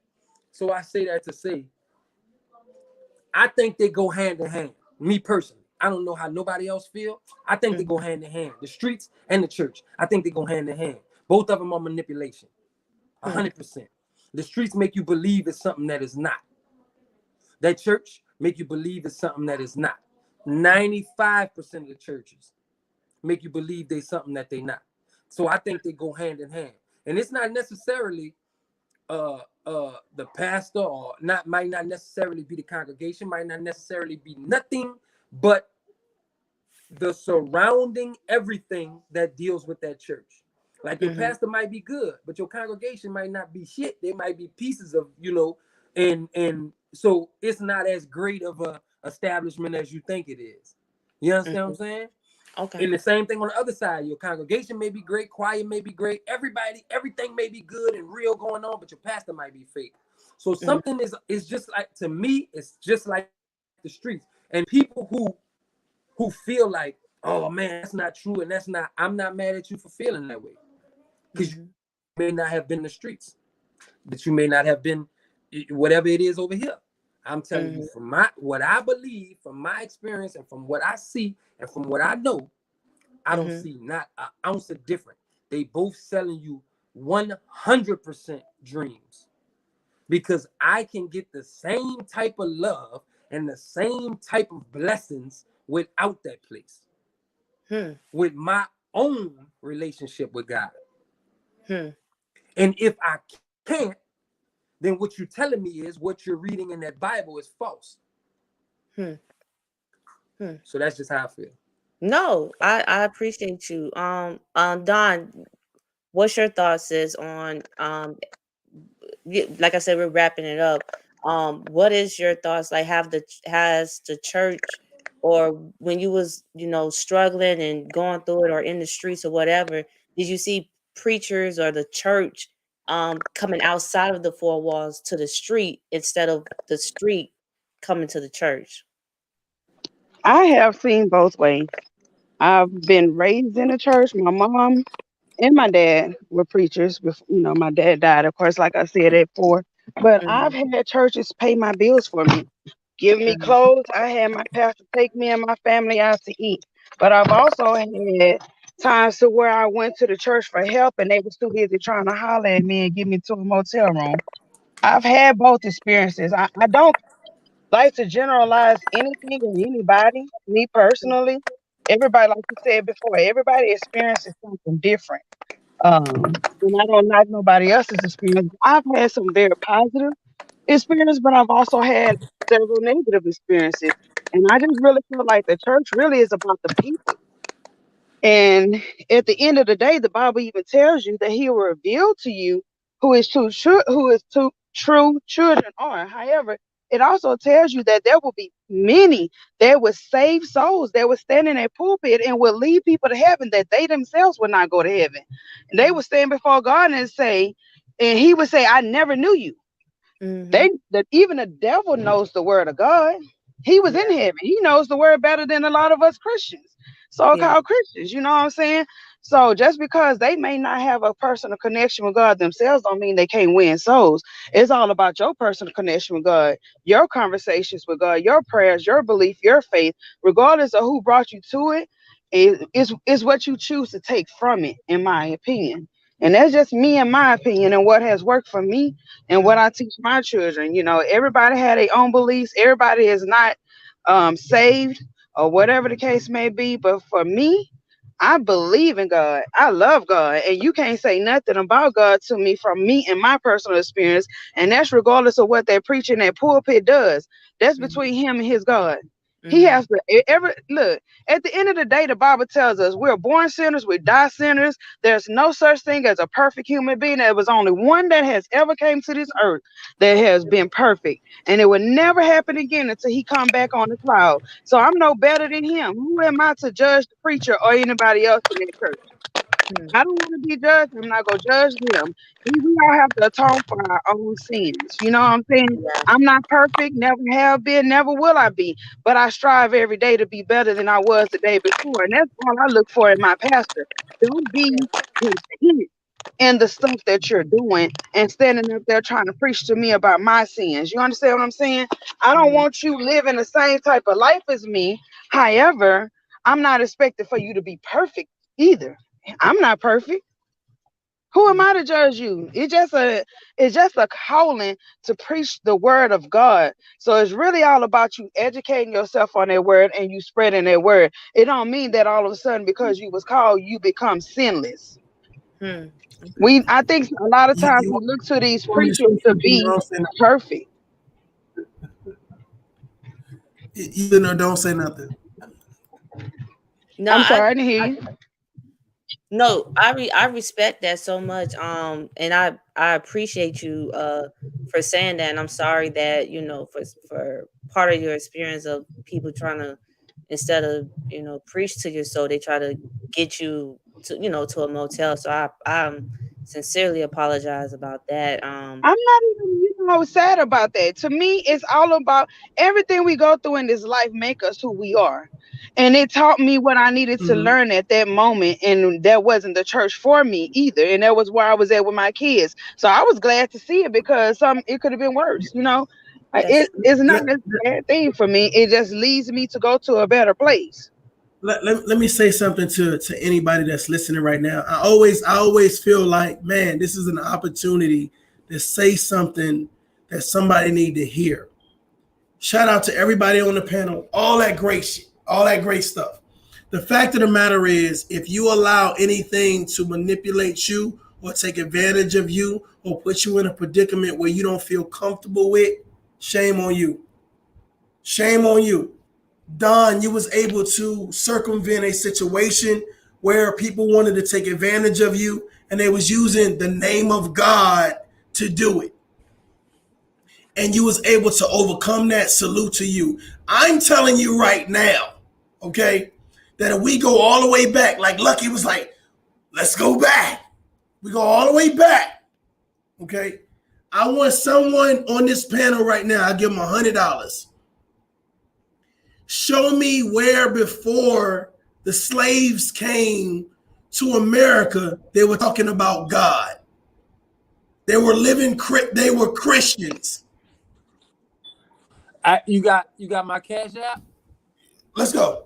I'm a listener. I'm a listener. They wasn't. Oh, I know they wasn't. They wasn't. I know they wasn't. I said. Okay. I thought you just wanted their answer. Oh, I just wanted that 100. I want somebody to show me My bad. where before they came to America, before they were in bondage, and they were given this Bible and said, you need to obey your master. While they getting raped, beat, sodomized, separated from their children. Maybe this ain't the conversation. Maybe I'm taking this somewhere else. No, listen. I was basically we can have a part 2 about that. I want to have a part 2 about that. But no. All right, let me shut I up. want to have a part 2 about that. I got you. But I just wanted to know personally, because of the struggles that some of you guys are going through. And like I said, Mario, have you seen the church outside of the 4 walls come to the street, and offer help versus waiting for the people on the street to just come to the church? In short, me personally, I don't know if you guys can see behind me real quick, right? I don't live in those communities no more. You dig what I'm saying? So in regards to the church coming to the streets, I can't answer that wholeheartedly and say, I see the churches in the streets. I can tell you right now that I like Lucky, bruh. I like Lucky. I like Christopher too. Christopher, you better stop disappearing. If you disappear one more goddamn time. That was my first curse word though. Listen, but the fact of the matter is, I believe religion is a hustle. I believe that people are in the hood like, I can really get by on certain situations. So I can't answer that successfully and say, I see a lot of Christians in the hood trying to save lives. I believe, who I believe that's in the hood trying to save lives? People that's been locked up for a long time and they've come around. They've said, you know what? This ain't the life. You see what I'm saying? And they found a higher religion based on the fact that they've been through something traumatic. That's what I believe. But I'm gonna let Christopher answer. I'm gonna mute me and I'm gonna let Christopher. Christopher, what's your the question is, bro, with some of the people that that you have seen, or other people, have you seen the church come to the hood, you know what I'm saying, and walk the streets, versus the church waiting for the people on the streets to come to the church? I don't know if you got it. You can lift the phone up, Chris. I don't know if you can hear it and everything. I don't know if he can hear. You can hear Chris? I don't know if he's struggling. Okay. So I don't know what's going on with Chris, but I'm going to say this. Mario, Lucky, Don, if you guys want to, I definitely want to do a part 2 next year. because I know I have like the rest of the show for this month covered, but I definitely want to put a stamp on this because my my view, and Mario, you follow me, so you know my views and everything, and so my views and everything, and I'm gonna have people that have different views than you may have, and we come back to a common ground, like to heal, because if we don't have these conversations and we don't have these talks or whatever, then it's like the work is in vain, Chris, you can hear me, love, you can hear me. Yeah, I can hear. Yeah, I can hear. For a good bit of it, it was breaking up. So I was trying to recover as much information as I could. No, you're okay. I was saying, from what what you've seen, have you seen the church come to the streets versus waiting for the streets to come to the church? Dang, Flabbit. This thing. Golly. He on that Cricket Mobile. He on something. He ain't paying his bill. And some people That tell boy you ain't paying his bill. No, but some I people tell you that's the devil. Hey, D, before you listen, you have a very special dynamic right now. Whatever your questions was, ask your questions. You can always split your show up later. I'm telling you, you got a very special dynamic right now. Yeah. You know what I'm saying? So if you got questions, ask your questions, because I know you have some questions. And No. Honestly, the flow, what I do is that's just like a backup for me. You know what I'm saying? Like with the questions, it's a backup for me. Once I see how you guys are flowing, that's how I come in and flow. But I do want to say this though. Let me see. I'm gonna give him one more chance. Chris, baby, you there? Chris, you there? Yeah, I'm back. Can you hear me? Okay. Can you hear me? Please try to start off. I know you heard the questions. Let's see. You can start off for me. Lord Jesus, work, please. So hey, that's that Florida Wi-Fi. The question was, that is that Florida Wi-Fi right there. Let's see. Yeah, you got it. You got it, Chris. Jesus. You hear me now? I can hear you now. Oh, I feel like that bad commercial. Can you hear me now? Can you hear me? Somebody gonna tell you somebody gonna tell you that's the devil. I'm gonna just tell you that's bad service. No, but I just want to say this. No, seriously though, Lucky, you and I want to say this publicly, on the show, this one is totally different than the rest of the shows I done had, because these are people with their own unique stories and different beliefs. And so I will be having a part 2 to have one side that have a different belief than you guys, and then another, and then I have you guys on as well, because I want to heal and get to the point where it's honestly, for me, it's about healing our community and saving souls. That's all I'm really about. And I love you guys enough to respect you guys so much on thanking you that you guys even came on the show. Lucky, no matter what you're doing, you have a big following and you always humble enough and reply back. So I want people to know publicly, do not take his passion and how he speaks like, he like this person that don't care, because he does care. I'm telling you, he does. He support people. He gives back, and you see him with his daughter, and so he's very good. Same thing for Mario.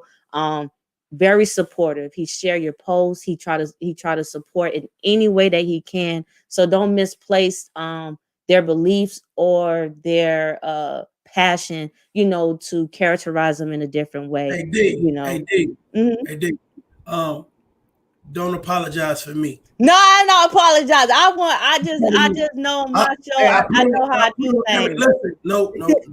I put on everything. Like, don't apologize for me. I respect your platform. I really like Luck. You know what I'm saying? I think you're a cool dude. Don, you know what I'm saying? Y'all make sure. Hopefully Don put her little link in the chat room so people can follow her and whatever Luck got going. I know you said you gonna give everybody a chance to. Yeah. I don't want to take off the show. I'm just saying that to me tonight, if someone sits back and listen, it's a lot of special things, a lot of special commentary, and I really hope they take everything with a grain of salt. But don't ever feel like you need to apologize for the guests that you have, because you put things together meticulously because you want to promote a certain narrative. And to me, it's about promoting solutions based on experience. That's how I feel. Yeah. So don't apologize for me. Yeah. You dig? I don't know how to even put my podcast link in the comments because it ain't. I don't know. I normally use VLive for my show. I'm not used to StreamYard. I'm actually studying StreamYard right now, so I don't know how to work this one yet. No, you're okay. You're okay. When it's over with, you can definitely put it in. And I know, and you guys can follow, Lucky. But Luck, I want you to shout out what you're doing and how they can follow you. I unmute. Okay, look, I just want to say this first off. I appreciate you for having us. I appreciate you for having me. Mario, I appreciate you, brother. You have no clue. I hope you somehow the info I give to where you can find me at, I hope you hit me up and we, link up and whatever. BGK, I appreciate you for coming on, because one thing I think our community lacks is conversation. The shortest distance between two people is communication. You can live in Belgium, the other person can live in Africa. If they talk every day, they got great communication and they'll feel like they're next to each other. Or you can live upstairs and I can live downstairs and we can not speak to each other at all.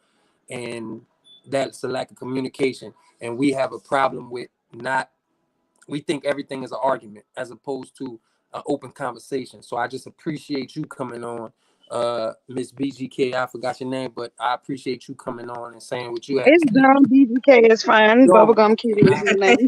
I appreciate you coming on and speaking your piece and what I'm saying, having an open discussion. Also, I just want to say this just before I give my shout outs and everything. I know for a fact he don't want you to apologize for him. But if you know me well enough, I ain't even got to tell you don't apologize for me, because anybody come to my page with that shit, they gonna say, oh wait, she made it like he was. Yeah, no, listen, everything I do is from the heart. I don't like cameras around. I don't like none of that when I do stuff from the heart. But I'm just as passionate about good as I am about bad. So don't come with me with that foolishness. That's just the first and foremost. So last thing is, so I have a project I just put out. It's called 2020, and it's all about 2020. It's they just took it off Apple, iTunes, and all of that because I was burning the flag and all kind of shit like that in it. And so they said the music and or artwork goes against the guidelines and is a threat to national security, is what iTunes sent me. So they took it off all platforms, but it will be back up, and you can see some of the music on my page. It will be back up in maybe like a week or so. Also, I'm shooting a Netflix movie, which is why I agree with this brother, everything he says. I went to Netflix because I know how I feel to not get opportunities in this. It's enough people in my city that's top people telling me, dog, you one of the most talented niggas I know, period. Okay, cool. Well, why ain't nobody helping? So you know what? I'm gonna do my own thing. I went to Netflix. I said, I wrote this. I want to star in it. I want to direct it, and I want my daughter to play the main character with me. And they gave me that opportunity, gave me the budget. So we doing what we doing. We shooting that right now. You can go to my page and check out some pictures and stuff like that. It's called Do We Matter. It's called Do We Matter. It's about it's basically about some some Black Lives Matter shit. And it's all people. I got all real people. I didn't go get. First off, I ain't had a big budget to go get no big huge celebrities, but I got all people that can really act and shit like that. So I didn't want that's how I do. I feel like whenever anybody asks me, when do you think you make it? Because I have to remember. My daughter lets me remember all the time that she don't say the words, but she makes me remember you ain't shit yet. I just want you to know that. She don't say them words, but that's that's the vibe I get sometimes. So I have to remember sometimes that I ain't, because people will come up and I'll be like, whoa, I thought it was something different, but you just want to take a picture or whatever. So my way to give back is I want to help as many people as I can. I'm not gonna, in my mind, be the made it until I put people on. I'm not gonna be super anything until I'm Dr. Dre and I have a Eminem and a 50 Cent in my lineage, or a Lil Wayne until I got a Nicki and a Drake in my lineage. Whatever it may be, may be acting, music, whatever. Until I put people on, I don't feel like I've made it. So I'ma always reach out and grab people, and I'm doing a whole bunch of projects. I'm shooting a VH1 TV show right now called Street Talk, which is like my own specific TV show. So I got a whole bunch of, and I'm grabbing regular people to do this. Like them people made their money. With all due respect, fuck them people. They made their money. I want some more different people to make their money. You understand what I'm saying? So, and that's just how I feel. But my Facebook, I wrote it down because I don't feel like doing all the typing and everything. I did, y'all. It just don't make no sense. I got you. This is my Facebook because I don't know where to put the chat at. No, it's okay. It's okay. I'll put it in for you. So listen, got you. my Facebook is Django Unchained, but it's Y. It's not a D, it's Y. So it's Y Django Unchained. The Y is silent, like in the movie. My Instagram, right? We'll flip the page. Street Talk. My Instagram is Street__talk. It's Street__talk. Listen, I'm telling y'all now, if you watch this young lady's platform and you do not like cussing, or you like, very normal, or you think it's all Instagram, I am not an Instagram celebrity. I happen to have a lot of followers. I am absolutely 100% real. Do not come tell me nothing without expecting something to come back to you. I'm letting you know now. I'm that type of person. I don't feel like I'm better than you. I don't feel like you better than me. We all are better than somebody at something, which makes us all equal. And I need everybody to know that. So if you come to my page, I'm letting you know now. My shit should have a parental advisory sticker soon as you click on that motherfucker. It should have a parental advisory sticker. Because I'm gonna rap nasty. I'm gonna talk some real shit, but I'm gonna, sing some Christmas music. It's all over the place on my page. I'm just letting you know now. So whenever y'all get a chance, Street__talk, come check me out. And I want Mario to hit me up, so inbox me, bro, so we can link up and do some shit. I don't even care what it is. And I appreciate you for the platform. And listen, do this again, this same thing again with us again. You have to, because you have to go somewhere else. And you have to have that open discussion for something else, if you understand what I'm saying. And I just appreciate you. I appreciate y'all and everybody who watching, following. I'm sorry I didn't see the chats. I apologize, because I probably would have responded to one of y'all, and I probably would say something I need to say. So you know what? Now that I think about it, it's pretty good. I didn't see No, you good. I like I said, I love Lucky, man. I really do. Mario, let them know what you got going on, your own podcast and everything. Listen, wait a minute. Wait a minute.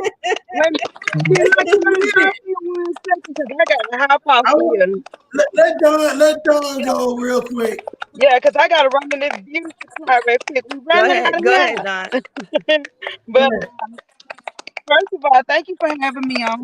I wanted to just come in so I could clarify. I know when you're reading stuff, it's all about perception.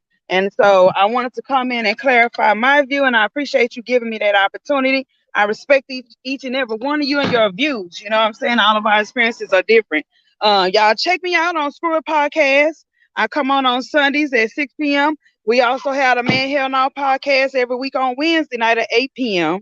And you got to come prepared because you see how I was talking before you told me to watch my mouth. We do everything on our, we do everything on our podcast. You're going to see some news and hear some language on there, but it is what it is. But I'm going to follow your page so I can check you out more often. Mario, thank you for sharing it. That's how I got here in the first place, was him sharing it. And I got to hop out of here because I feel go in this beauty supply. I got to put my mask on. Y'all have a great night. You too. Thank you. Go ahead, Mario. Your turn, brother. Man, I'm like really like I'm excited. You know what I'm saying? I'm excited. Like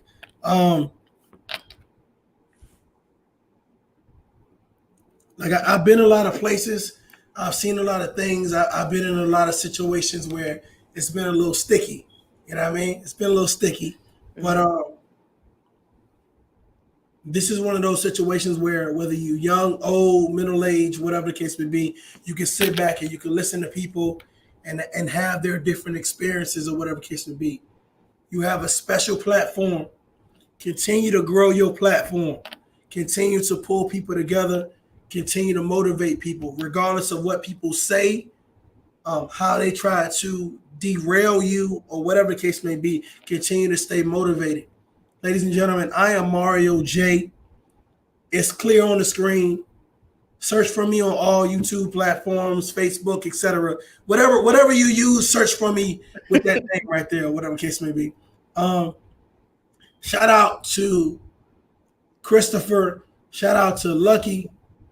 Um, and shout out to the hostess for coming on the platform and giving their experiences, man. I really appreciate y'all. You know what I'm saying? And this is love. I really appreciate having dialogue that makes sense. I'm with your permission, I'm going to restream, and because I want people to see your platform, see your content. Mhm. I want people to go follow Luck. I want people to follow Christopher. I want people to follow Don. Um, it's important when we have conversations like this. It's great for Black people, but Yeah.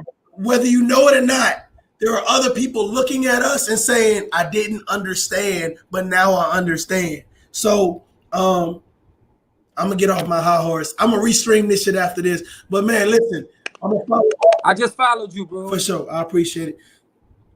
I want everybody to be successful. I want us to stay connected. When you do a part 2, please holler at your boy. Oh, I You know what I'm brother, saying? I'm gonna be quiet so you can talk. But listen, I really respect you, and I really respect everybody that been on this platform tonight. I think that you all are special. You're doing big things. If you guys want somebody to be like, "Oh, I want him to be a part of this or him to be a part of that," let me know and I'm gonna pull up. I appreciate y'all. No, I love you guys, man. No, I really appreciate you guys. Like I said, nothing but love. You guys are kings. You guys are my brothers. And Lucky, I pray that we just continue to stay connected and just flourish our everybody relationship from here, because this is how you grow within our community, and this is how you solutions can be made. So as always on the show, I'm gonna pray us out, and then we're gonna go ahead and try to catch this Ashanti and Keisha Cole verses and everything. So I'm finna pray us out. Everybody that's watching, please stay on. Dear Heavenly Father, thank you, God, so much for your kindness. Thank you, God, for this platform. I pray, Lord God, that somebody gains something from it, somebody that may not know you. I ask, Lord God, that they see that a Christian, a person that follow you, that have the love of you inside of them, that is not going to look like everything. And I pray, Lord God, that we come up with solutions for our community, come up with solutions for people. And I pray, Lord God, that people would get the chance, or get a chance to know you and know you for themselves. I pray over these kings, those that were on there and those that had technical difficulties. I pray for Dawn, Lord God, that you bless her and all her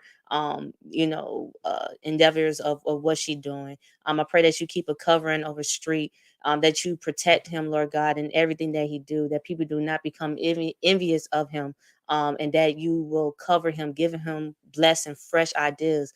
Let him make room for people, Lord God, that need a way out. And so I pray that you continue to bless him from the inside out.